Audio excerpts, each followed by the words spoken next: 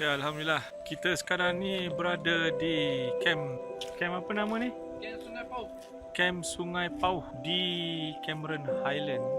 Kongsikan Boy Subang Jaya bersama keluarga berkemah di sungai apa lagi tadi? Pauh. Camp Sungai Pauh. Terima kasih. Jadi beginilah rupanya kemah kami dan kelihatan beberapa kemah-kemah lain yang berada di sekitar Bekasi. InsyaAllah nanti kita sambung dengan video yang lain, InsyaAllah.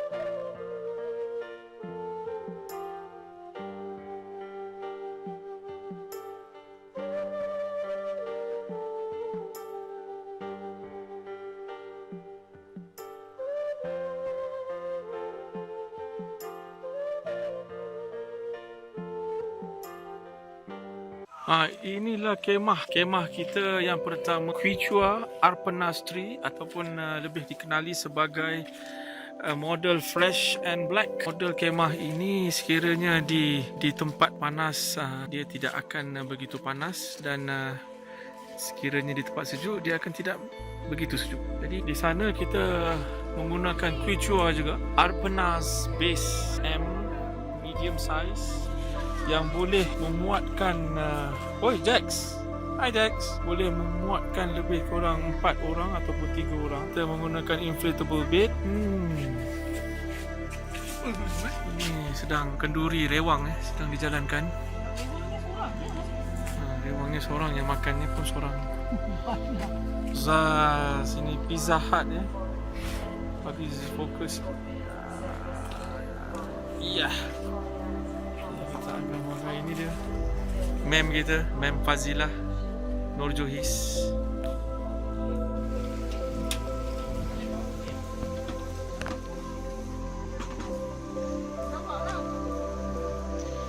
Sungai kecil memang seronok. Anak-anak pun seronok bermain di sini.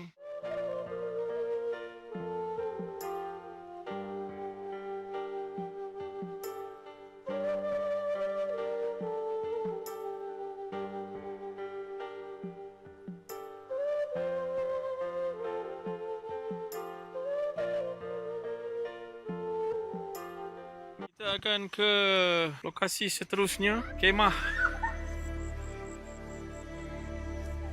kecil yang boleh menempatkan satu orang lah body pack. Di sini berdekatan dengan kemah kita.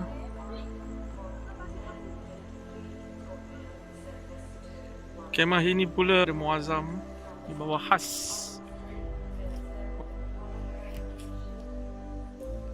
Sini kita ada poncho top daripada Quechua juga, top fresh yang kita letak tikar. Boleh lepak di sini malam nanti insyaAllah, sambil mendengar air sungai kecil ataupun terusan kecil ini di sini. Wow, Alhamdulillah, Subhanallah. Ini pemandangan juga di belakang. Di atas sana ada tapak kemah juga, yang mana hari ini kelihatan ada agensi sedang buat khusus. Dan yang terakhir sekali nak kongsikan, kami juga di sini ada tandas portable Yahoo di sini. Tandas portable yang dibeli online, Portapoti 245 yang ada flash sekali.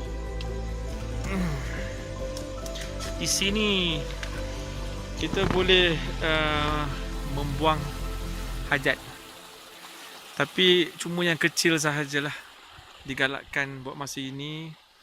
Kalau ada hajat yang besar, ada tandas di area sini. Jadi ini pun ada flush. Ada flush, tekan ni nanti keluar air. And then dia boleh keluarkan air kalau kita tarik sini. Dia keluarkan, tutup balik. InsyaAllah. Dan ada juga tingkap yang kita boleh buka sekiranya kita nak melepaskan hajat. Ada pemandangan, dan ini sebenarnya ialah netting. So apa ni, nyamuk tak masuk lah.